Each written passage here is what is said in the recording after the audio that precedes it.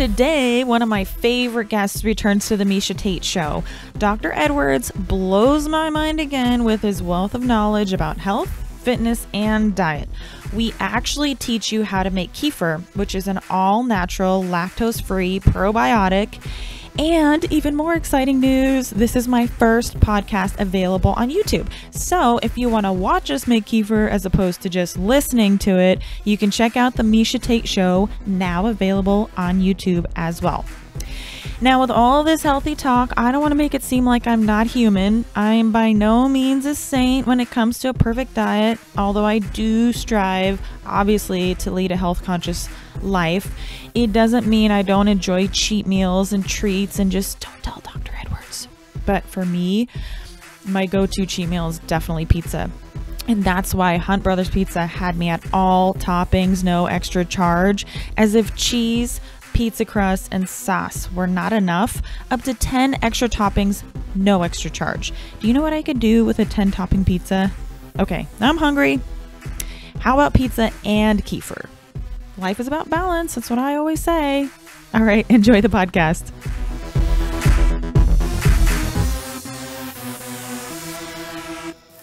Hey, Dr. Edwards, how are you? I'm well.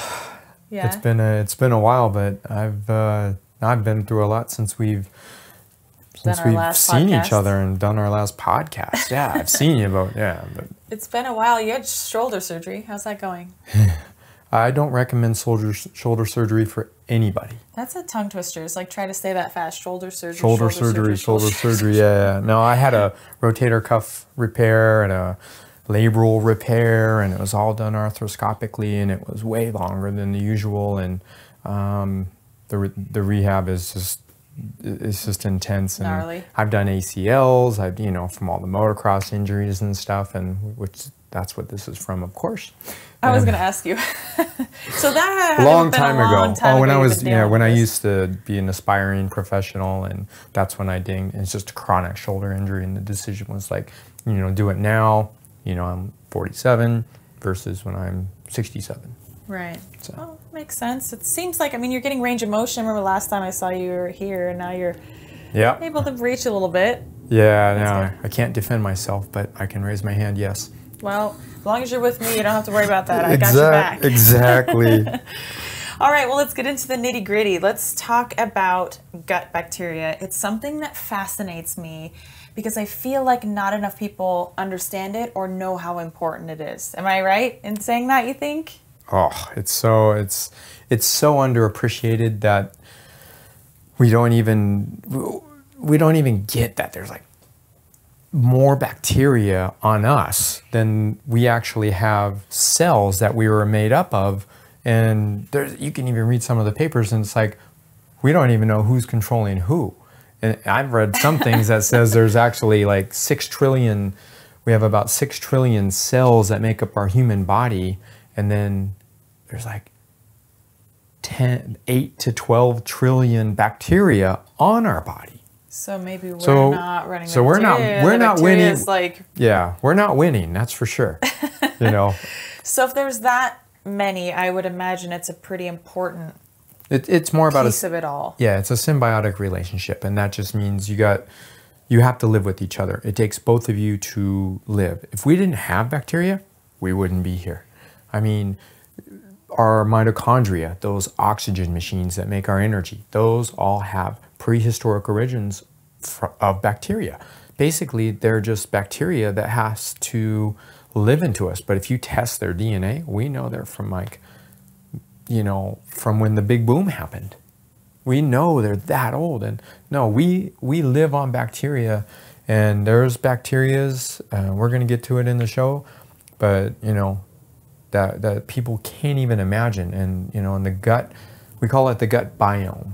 Right. Yeah, that's probably, see people say gut bacteria. Biome is probably a better word because, they're good, they're the bacteria we need. They're not the bacteria that's going to hurt us. Right, because bacteria kind of has a negative connotation in a sense. Right. Like people, when you hear bacteria, think, ooh, gross. Like I need to wash my hands. Bacteria, gross. Yeah, no, it's the hand, the whole hand thing. That's pretty much another discussion. We'll get into it a little bit, but yeah.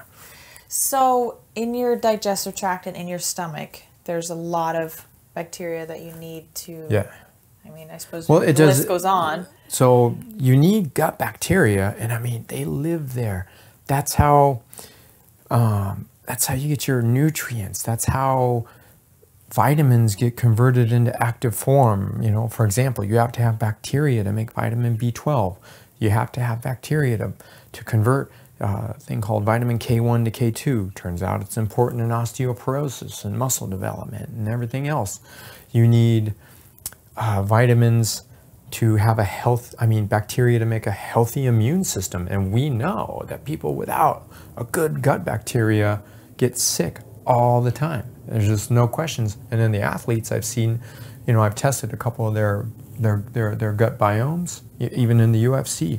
And I've just seen, like, you know, some of they're deficient in this or that. And that's why I've just, you know, started doing natural things, you know, like, you know, kefir and probiotics and prebiotics, you know. What are some things that would destroy your good gut bacteria or make it less? What are some things that would make it worse?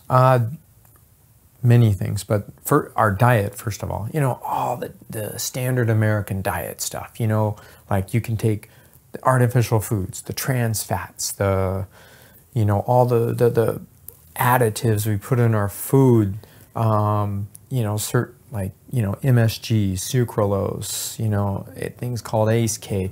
Those do no favors whatsoever for your gut bacteria.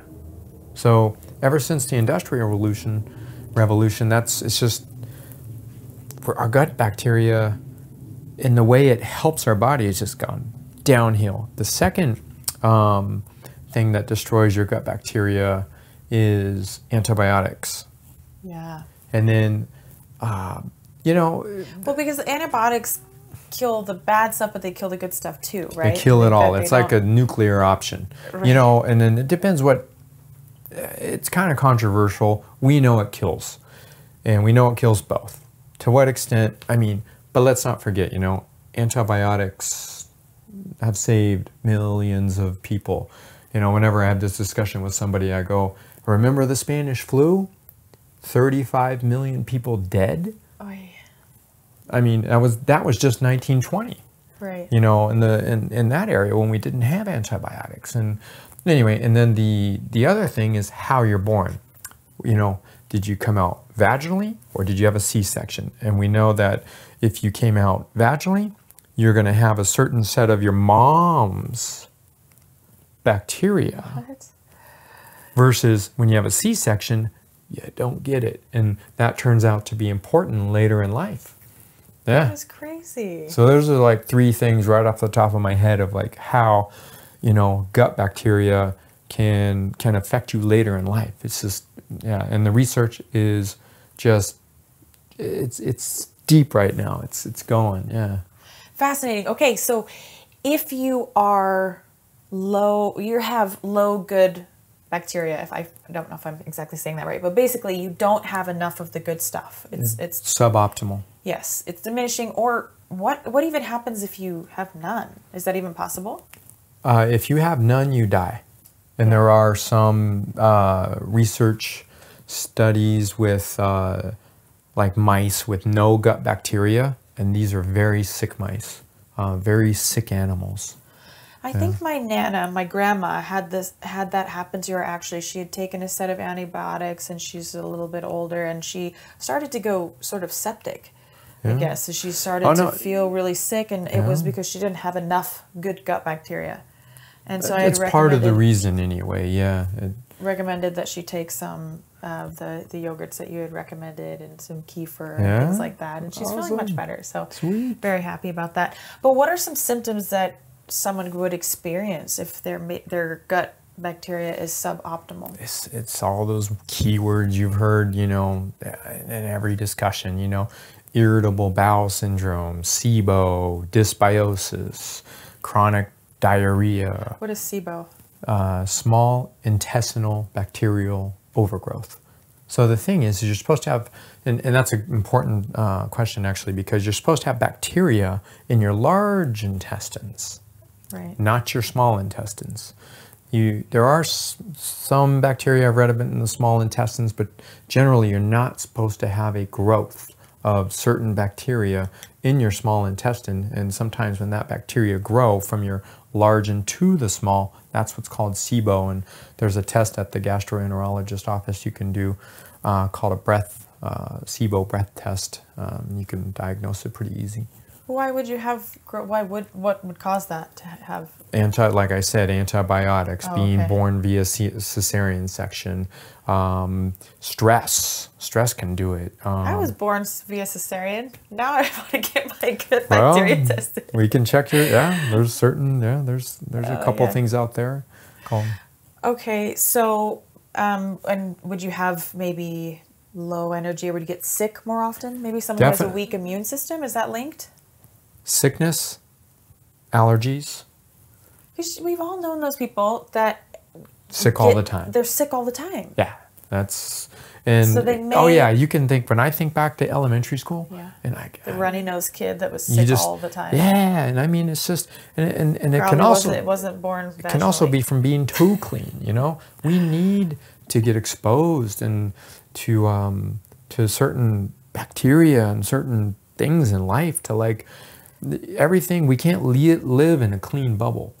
Right. It's like our body has to adapt to the things that are natural around us. Well, it's like stress adaptations. It's good to have a little bit of stress so your body can be stronger for it. It's kind of like working out, right? Yeah, I mean, it's like you work out, you're sore, but you get stronger for it, right? There's that little bit of backlash before your body actually is better for it. We geek scientists call that hormesis. In English, please. What you just said. Okay. Small little doses of stress lead to adaptation responses. Okay. And that's hormesis. And that's what you do when you exercise in the gym. Every time you do like a 3-round bout versus a 5-round, you're giving yourself different stresses, and you're giving yourself different doses of hormesis, so to speak. And that's why you get better athletically. And same thing, it goes with bacteria and viruses and all that. Yeah. Okay. So is there anything that we can do to promote good gut health? If it's linked to so much, if it's linked to people being sick, it's linked to the biggest thing you can do is start just eating whole foods. Just like it's a hard thing to do, but just eat naturally. Wouldn't that be great? Kind of utopian, nowadays, and it's not the reality. So you just got to really read the labels, know what you're eating. Consider, eat organic, don't eat the strawberry that has 400 different types of pesticides in it. Right. Those all. Don't get me started on pesticides. It's just like but that kills bacteria. Oh yeah, well, it's killing bees and killing. My gosh, that's a whole epidemic in itself. We got another podcast to do. Yes, for sure. Okay, but before we get off on that, what about kefir? Kefir. Oh. Tell me about it. Tell me about kefir. For me, kefir it just makes so much sense. It's loaded with good gut bacteria. It's easy to make. It tastes good. You can mix it with whatever you want. And it's my number one treatment. Whenever I'm dealing with somebody with gut problems, that kind of thing, like SIBO, dysbiosis, whatever, I put them on kefir. What's dysbiosis? Inappropriate. I got overpopulation of certain types of bacteria versus others, and leading to bloating and all that kind of stuff. And so drinking kefir helps to combat kefir helps balance yes. it? Kefir gives you 30 different types of good bacteria or more, depending on the grain, but that's the norm. And one little cup of kefir, which we're going to show, one little cup like this has nearly 1 trillion probiotics. You know, and when you go on the pills, you know, like the pills say, oh, this has 2 billion count, you know, probiotics of this species and that species. It sounds like a lot, but you know, when you're thinking, I mean, billions and trillions is crazy numbers anyway. Yeah. But if you can make your own probiotic at home with your own milk, yeah, why wouldn't you? You know? Exactly. Okay, so explain what kefir is. It's a grain, right? So explain like where it comes from. Kefir is a bacteria. It's a lactobacillus bacteria. Just looks like cauliflower. And it kind of, it has proteins in it, bacteria and all that. And it's alive. And in the demonstration, we're going to see exactly what it looks like. I mean, we're supposed to we can start getting to that, but it is like, it is it's an alive organ. No, it's a pet.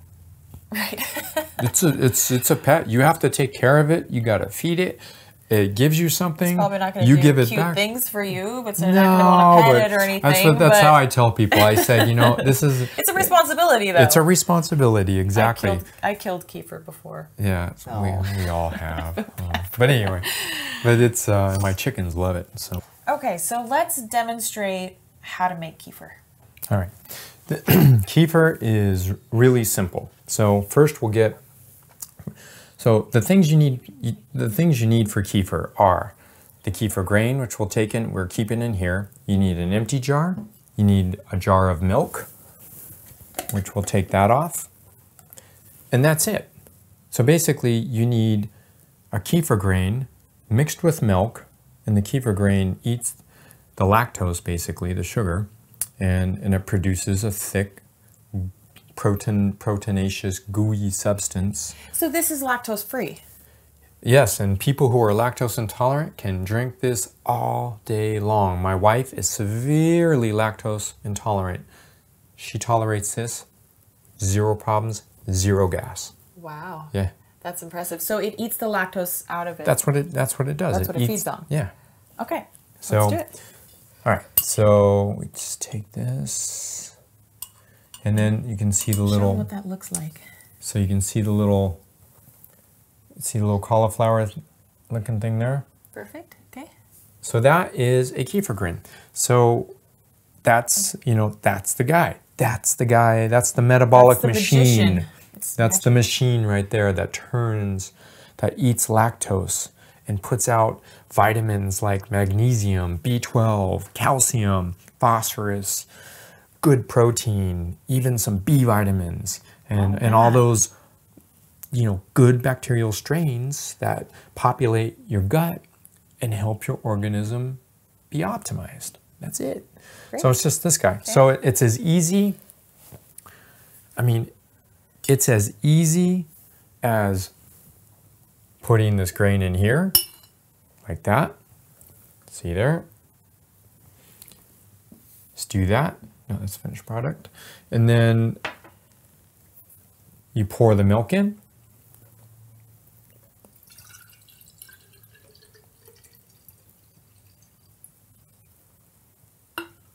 Not quite to the top. So we'll put that there. And then you'll see, you know, you can actually see the kefir. It's floating at the top here, and that's what it does. It kind of lives at the top. For the moment, though, right? For the moment. Well, it'll always come to the top. You can always find, it's important to know that, actually, that the kefir will always be at the top. But you're supposed to turn it a little bit, you know, every so often. And it's a breathing. It's actually taking in oxygen and spewing out CO2, kind of just like a plant. So, you know, in a sense, that's fermentation. It needs to be able to breathe. Like, you don't want to put a tight lid on this. Never put the tight lid on it. And that's why we got, you know, like a little cheesecloth here. And we'll just put a rubber all band you around. do, yep, put the rubber band around there. Okay. Voila. And it doesn't need to be exposed to light. And depending on the temperature, it'll be done in 12 to 48 hours. You know, when the room temperature is higher, it'll get done quicker, and you know, and then there's some other tricks to make it thicker or less, you know, or more liquidy, or right. You know, it's going to taste like, because it makes lactic acid. Basically, you know, from the lactose, lactic acid is is formed. But what you saw there, it's no more. Yeah. So what is this going to look like when it's done? Like, how do you know it's done? What are you looking for? So you're looking for a thick consistency, which I have here. And then... kind of like a runny yogurt? Yeah, it's kind of like a runny yogurt, you know? I mean, you know, and it can be thicker than this, but it's like kind of like a runny yogurt. It's perfect for like post-exercise drinks, or, you know, I just drink it like this, and I know you have a certain way to drink it. Yeah. And I went on vacation and I killed my kefir, so I need to start doing this again, because I was drinking this every morning and I felt great. What happens if the kefir you do find at the bottom? Does that mean it's like almost, you waited too long to change it? Yeah, if it goes to the bottom, it kind of means it's not, it might be at its end, you know. I mean, it is a living organism and it might die, you know. There are ways to conserve. You can actually dry out kefir grains. Can I try this? Uh-huh. It's a... Yeah. Sort of tart. I mean, it has a light fermented taste, which I could see being a little bit, for some people, if you're not used to that, might be a little bit different. But I've made it before where I put cinnamon in there and I blend it, and it's nature's perfect. sweeter. I mean, that's really, that, and really, I mean, really you can add whatever. You can add put that in a bocha. smoothie. I mean, you could add bocha. You could add stevia. You could add, you know, whatever type of sweetener you want. Little honey. I mean, my daughter drinks it like this. You know, she doesn't even know it's kefir. Right. So we've had her on kefir because she was born cesarean section. Okay. And so it was one of the reasons I really instituted it at my house. So my daughter gets kefir, strawberries, honey, cinnamon. We put it in the Vitamix, and to her it's strawberry drink. Yeah. And she asks for it every day. Yeah. And I just delight in knowing that she's getting the good bacteria, and I don't care how it is. You know, it's just it's so much easier than trying to say, hey, take this probiotic, kid. Yeah. Yeah. Just make it child friendly. It's easy, right? Yeah, and it's good. Like I said, I think it's the ultimate recovery drink. You know. So where do you get a kefir grain like that? How do you get it? So they're grown. You know, they're grown from milk, and basically you got to let milk sit enough and it'll form more kefir grains. And that's the thing so let's just say this kefir grain that's in here now will multiply over time. So it gets bigger and bigger and bigger, and even separates. You can cut it, you know, and give it to your friends and that kind of thing. Let's say someone's at home and they have no idea, they don't know anyone who has kefir or anything. Can they order it? Yeah, online. Okay. You can order kefir online. Go to your local farmer. Right. You know, we actually have a raw milk farmer that, you know, Gray Maynard and I use. And that's how we make our kefir. Gets his own and kefir. And I will say that when we use raw milk, the kefir tastes phenomenal. So if you're going to use a kefir, try to get the least processed milk as you can. It might be more expensive, but the taste is totally worth it, you know. Oh, and your wife, Mylene, told me one time also a really good tip to keep in mind is to make sure that you have dried out your glass really well. That you don't want to leave fluoride. No. Wow, you have a good memory. I do. I didn't want to kill my kefir, but I ended up killing it anyways. Not because I didn't pay attention to her directions, but because I was gone for too long. And that is very good. No, you should rinse it with distilled water, fluoride-free. Make sure it's very dry, because the kefir is a very sensitive organism. Right. And any detergent, fluoride. So I never did any like distilled water when I washed it, but I just made sure it was thoroughly dry and I didn't have any problems. Yeah, so that's fine. So So what can someone expect? Like, I mean, I could say my own personal experience, but what do you think someone who isn't drinking this on a daily basis and would start drinking it on a daily basis, what do you think they would notice a change? It's weeks to months. It depends on the person. I mean, if they have a bad disease or whatever, and they've had problems for years, you know, it's going to take months. So if you have IBS, yeah, it's going to take months to years to get everything back. But it's just, it has to be part of your life. And the most important thing I can say is consistency. You know, when I go to the hospital, I have one of these, you know, I have one of these cups every day. It's just how I do. It's just part of my life. Every day I have one cup of kefir. So what do you think about, like, I know you can buy kefir as a yogurt drink in the store, which is obviously going to have a lot of sugar and stuff like that, but it's way more expensive too. Like, this is way more practical, right? It's more practical, cheaper, and tastes better in my opinion. It doesn't have the added sugar. It's not hard to do. The things in Whole Foods and Sprouts and the other stores that carry kefir, yeah, I mean, remember, that kefir is made to stay on the shelf and be sold. I mean, so what do you have to do to put something in a liquid to keep it on a shelf? You got things like guar gum and carrageenan and all these artificial things that just shouldn't be in there, you know? And that's, I think that's a big problem. And it gets into another issue like insulin resistance and all that kind of stuff. But yeah, I mean, that's the problem with kefir in a store. Now, if you can find a kefir, no sugar added, no nothing added, nor minimal, that's all right. That's, you know. But it's going to be expensive. Yeah, it's going to be expensive and it's going to be acceptable. But there's nothing like making it at your house. And I don't know. I mean, so what? If you, let's just say you're at home only for 2 months a year, order a kefir grain, get some milk and pour it in the jar and let it sit for, I mean, it's just that easy. Do you know if there's any kind of like a process to initially start one that's like dried that you get? Do you have to do anything to it especially, or you just sometimes you have to run it a few times. Okay. Yeah, sometimes you got to like do a few 12 to 48 hour cycles, and then it'll be, you know, and then it'll taste better and better and better. So it's good, huh? So, yeah, I can drink it no problem, but that doesn't bother me at all. Let's see how this one tastes.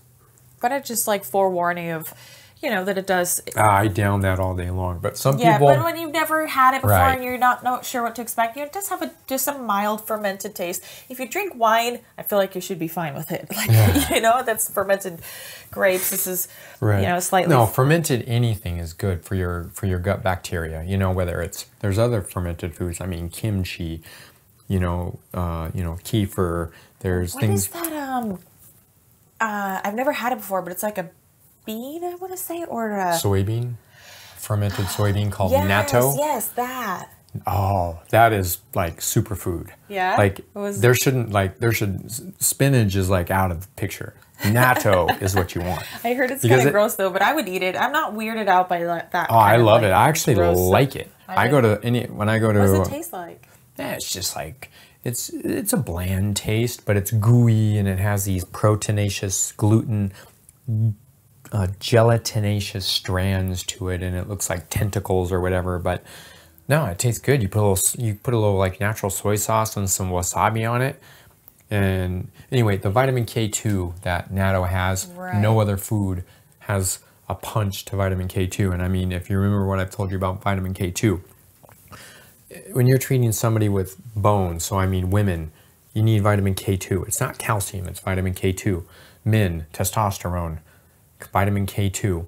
You know, when you're talking about fat metabolism, vitamin K2. When you know, it's one of the fatty acids. So you're saying if a man has low testosterone, vitamin K2 can help, or what did you mean by it helps? Yes. It helps. Yes. And what was the first thing you listed? Osteoporosis, for women, yeah. Like whenever I advise somebody with, you know, with osteoporosis or brittle bones or whatever, I always put on a vitamin D/K solution. Okay. K2, because K1 isn't so well absorbed by the body, and humans. See, the problem is they think you have to have. It gets a little complicated, but I'll. Just hear me out. Terms. So this K1 has to go into K2 somehow, because that's what our human bodies use. Turns out that other animals do it way better than we do. And that's why we need good sources of vitamin K2, which are natto is the number 1. Number 2 is, you know, meat. 3 is like organ meats, you know, liver and that kind of thing. But hard cheeses like Gouda and all that are loaded. So our main sources is probably hard cheese. Oh, I love. Yeah. Does blue cheese have it too? Yep. Yeah. Most cheeses have vitamin K2 already in it, but remember, cheese is an alive deal, just like kefir. It was made from a culture. Yeah. A culture of bacteria. I have plenty of cheese in my fridge right now. Oh yeah. I love cheese. I just ate a piece of pizza before That's awesome. you got here. But so there's Oh, I was gonna ask you. Mm-hmm. Not to. Did you have something you? Did you follow up on that? I just wanted to follow up on. I think the other things with kefir. There's actually some research on cancer. There's research on osteoporosis. I think just how that easy it is. To that? There could be it could help it. Oh. There's actually studies out there, and so I think people can do their own research, but I just want to highlight it's out there. So okay, well, we're talking about internal bacteria. Is there any other sort of bacteria that exists in or on the body that's important? Wow. So this one usually freaks people out in a sense. So where shall I start? So you have a gut biome that's made of trillions and trillions of bacteria, but we also have a skin biome. We have trillions of bacteria on our skin, on our arms, our whole thing.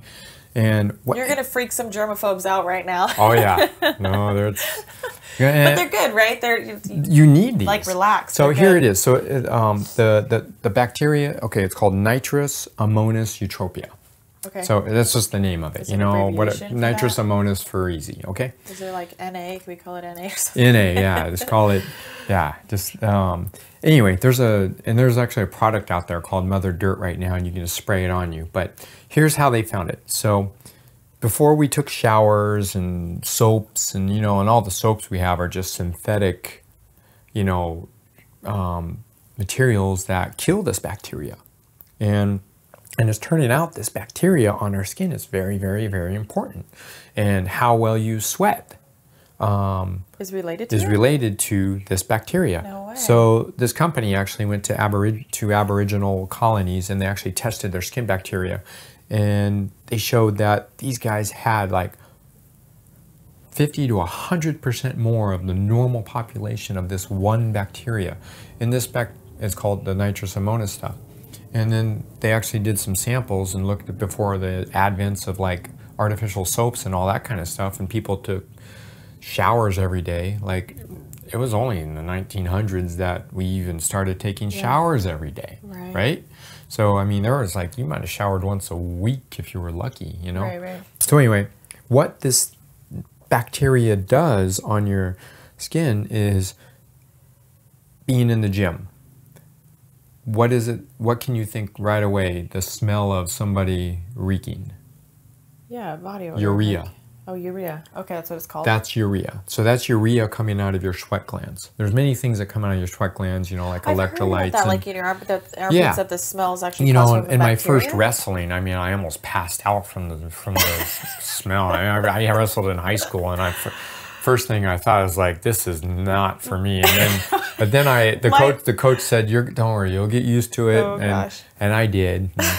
But I have a funny story I have to share really quick. My great uncle Ed always would tell me that when I was wrestling that I should chew a clove of garlic and keep it in my cheek. Because he said he used to take guys and go to take them out and he'd breathe on them, or he'd go to be pinning them and he'd go, and then they'd like roll over and give him the pin. And he's like, yeah. I was like, Uncle Eddie, I really appreciate that advice, but I'm not sure I want to be known as like the stinky garlic girl. So I'll just get my pins without the garlic. That is awesome. Appreciate the advice though. Wow. So anyway, so when you repopulate this bacteria properly, and I mean this has been written up in the New York Times, Wall Street Journal, all that kind of stuff, research articles, that urea actually gets metabolized to something called nitric oxide. Okay. So nitric oxide is the same thing that dilates blood vessels. I mean, you may have heard, most popularly the drug Viagra. It's a nitric oxide activator. So natural our natural body's nitric oxide activator on our skin is nitrous ammonium. And it turns out people who do saunas, who don't take showers, or not so much taking showers as much as using the bad soaps. And there's certain, like, you know, there's these new natural coconut soaps, and, you know, they're made from only natural, pretty much sources. But when you start getting all the, like, what's called sodium lauryl sulfate, and I mean, there's just a ton of chemicals that go into soaps, and it kills all the bacteria. And some of the studies are actually showing that when you use this stuff properly, or have a proper population of nitrous ammonium, you sweat better, therefore you regulate your heat better, and they're even showing wound healing comes better. Wow. They're showing recovery gets better. And then the biggest thing for me is, like, in the hospital, like, they're showing that blood pressure gets better on this. When it's pretty hard to get a proper population of the nitrous ammonium going for, we'll say, the proper optimization of your skin biome. So it's about the skin biome. When it's optimized, you get all those benefits. And think about it. I mean, instead of taking your blood pressure medication, why not optimize your biome? I mean, it's just like, it's all there in nature. And I mean, because people don't know about this. That's why you're here. That's why. that's why we're shouting the knowledge. And I mean, animals do this, and humans can do what we do because we can sweat. Well, how often do animals use soap? No, well, so the People use soap. and as we already discussed, men sweat better than women, but Rub it in. but you can optimize your sweating. So now I don't know what to tell athletes sometimes. I'm really careful about, like look at your soaps. You know what's funny? You bring that up. I don't usually ever put soap on, like on my arms and like back and stuff like that. I don't really, I don't do that. I wonder if that's that's probably a good thing. It's like naturally. Yeah, it's natural. I mean, George Carlin was kind of onto it. I think he said, there's only like 5 places on your body you need to wash. Yeah. So anyway, but. Yeah, so I don't use soap, on like my arms, my hands, my face, only like pertinent areas to make sure that it's clean. But I noticed that I've been sweating better since I've been taking the natural pig thyroid hormone that you've been telling me. That has really blown my mind because I've never been a big sweater. And for the longevity of my career, it kind of sucked because when I would need to pull the water weight off, it was a struggle for me. Right. And then how well you sweat, yeah, it's huge. Yeah. Anyway, this nitrous ammonium, that's why, I've kind of suggested it to, some of the UFC guys I'm working with now. Like, yeah, if you can sweat better, you're going to lose weight better. You're a more efficient athlete. And you're a more efficient athlete.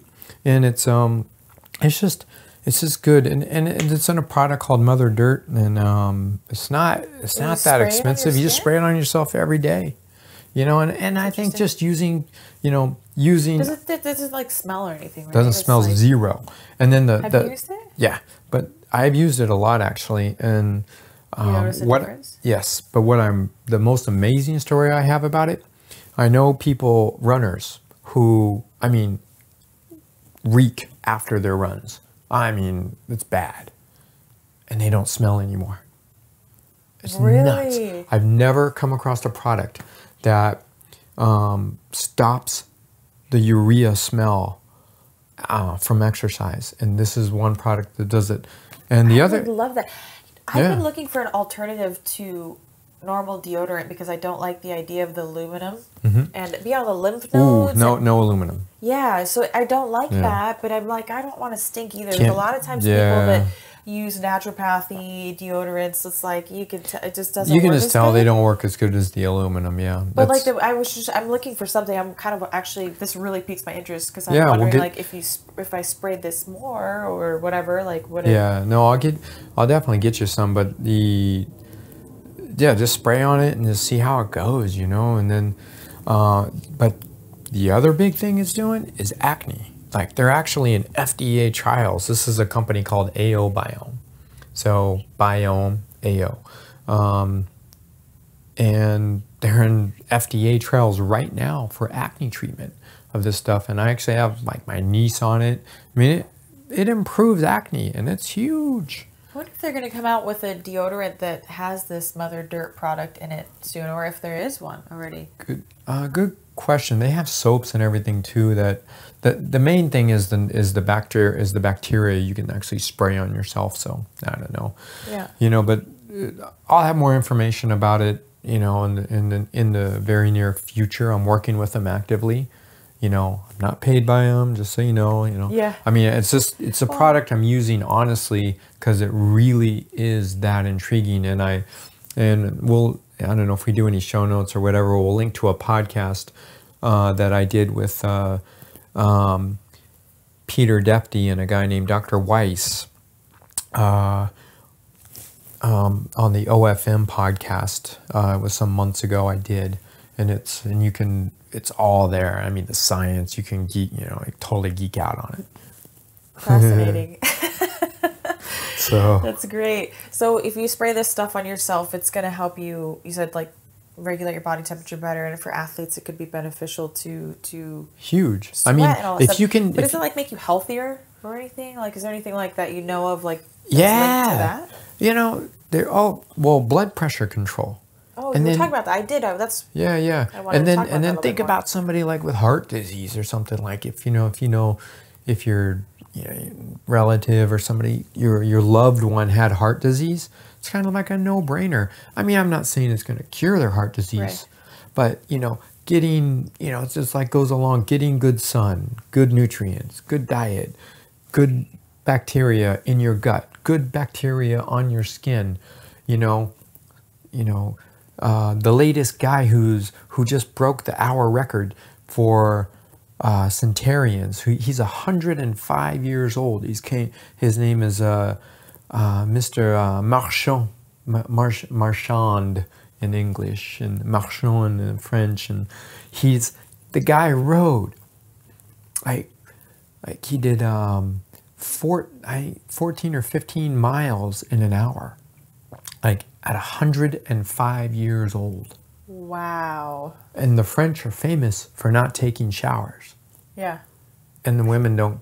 They're almost as stinky as their cheese, huh? They are, but they don't stink. That's the thing. And part of it is because when you don't take a shower for long enough and you get the skin biome optimized, you naturally don't stink. I mean, think about it. That's a weird concept, but I could see that actually being. That's how it was. Because it's like sometimes when people have really oily skin, so they wash it, Yeah. they put tons of soap, it actually causes your skin to produce even more oil because it's trying to combat the fact that you're trying to dry it out. Yeah. It's almost like the reverse effect. Like if you actually put lotion on your face every time you got out of the shower, your body would probably, or some kind of good, and your body responds appropriately. If you put more oil, it decreases the natural oil it produces. If you take it, keep stripping it away, it produces more. Yeah. It's all a balance. It's just nature's balance, and that's optimization. So hypothetically speaking, showering more and using lots of soaps that are killing those good bacteria could cause you to so I'm telling some of my Tour de France combat the stinking more. I'm telling some of my Tour de France athletes actually, like, watch your showers now. I'm not going to shower for a week, and I'm going to come over and see what you think. But I'll leave you with this. So Romain Bardet, he's a guy I help. He's one of my Tour de France athletes that, I help, with kind of optimization and nutrition and things like that. I'm by no means his coach, but we used the Mother Dirt on him during the tour. And he emailed Peter and I, Peter Defty, who's the guy I kind of work with on this. And he said, I feel so good. I'm sweating good. My skin feels good. Those were his words. Yeah. And the next day he won the stage and moved in the second overall, and then got second overall in the Tour de France. That's so crazy. And I mean, so a guy who's on the cusp of that fitness can tell the difference in his skin. An athlete like you can tell that. An athlete like Gray can tell that, or Zach Osborne. And those guys are using it, and they can see, they just, at that highest level they can tell the differences. Yeah. It's huge. Well, your skin is your biggest organ, right? I mean, it's your... That's correct. Yes, if you think about it, it's covering your whole body. By definition, it's an organ. And yes. when you really think about it, I've thought about like even lotions, like the chemical, I mean, just putting smell good lotions. Yeah. Of course, like I like to wear lotion, but I kind of think about it. I'm like, your skin actually takes that and it soaks it in and it makes it a part of your body. I might as well just eat it. I'm kind of like thinking, I was like, I might as well just eat this. I don't think that'd be people very have good a for false me. notion that what goes on your skin doesn't go into you. It does. Well, that's like these, certain anti-inflammatories or pain medicines. Sometimes people, they just put it on topically. Yeah. Because your skin is that absorbent. Oh, arnica. Yeah, I mean it all. And then you also think about, this is going to be a little far-fetched for some people, a little bit crazy, but organic versus non-organic clothing, even potentially. You start thinking about it. No, there's something to that. I'm all, I don't know. Yeah, it goes into like, should you run around nude? Or wear like, I know, wear like Whole minimal Foods clothing. some places make organic clothing. Maybe we should just wear leaves. Maybe we should really regress. Let's just get back to the fruit of the loom of nature. Right. I don't know. There's some things we'll never give up, but but it gets your brain going though, doesn't it? I mean, you can just start going to this cycle of... If anybody listening to this is just going to have their brain going, but just, I don't know. I guess when we have these kind of discussions, like with my patients and athletes, I just always tell them, just keep it real. Yeah. I mean, you can do everything to go over the moon, do everything you can to optimize your life, but just be real about it. And if it's and if it's so stressful, then let it aside. Don't do it. Just let it sit out there. Maybe someday you'll get to it. Because I feel like ideally in a perfect world, we'd wear organic clothes or leaves and have great skin bacteria and wonderful gut bacteria because we live in a perfect world. Well, we don't. It's not realistic. But this is something, making your own kefir at home, that's easy to do. It's inexpensive, and it really can make a difference in your health. Oh yeah, I wouldn't even say can. It will make a difference. I'm confident enough to say that because it did for me. So I might have to steal your kefir grates so I can start doing it again. We have, and you can cut those in half once they get big enough, and they will multiply, like you said. Yep. Oh, Dr. Edwards, before we go, in closing, talk about being able to store those in your fridge. So if you leave, so you get a return. So when you go, when I go to France, I do this. I just take the little jar like you see. Like about that much milk, and I just put that much milk, about a quarter glass, and then that'll last about 2 to 3 weeks. And then if you put it, you put that in there, and then I I close it. And I close it personally. I've heard you're supposed to leave it open, but it doesn't. The lid. It hibernates anyway. Right. It's hibernating. Well, just to be safe, you just put a cheesecloth on there, or just leave the lid cracked. But you put it in the fridge. A little sign. A little bit of milk. If you have roommates or kids, don't close the lid on it. That's the thing, is like people do that kind of stuff. But that's how you would preserve a kefir grain if you're, say, going away for a weekend, whatever kind of thing, So. Or preserve the ones that multiply off of.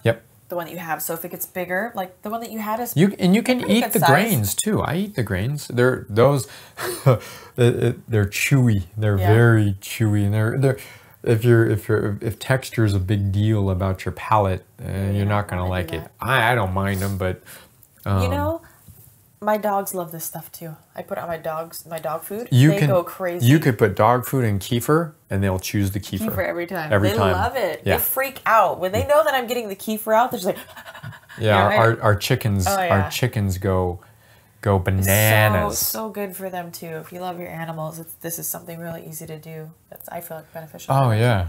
No, I this love is my fur babies. Animal. Yeah, they know what they can teach us a lot. Just got to watch them. Absolutely. Well, thank you so much again for sharing your wealth of knowledge. You just blow my mind every time we sit down and chat. I always look forward to these podcasts. Me too, Miesha. Consistently delivering knowledge. Cheers. Cheers. Is that milk or just that's like kefir? That's a little kefir. There we go. Cheers.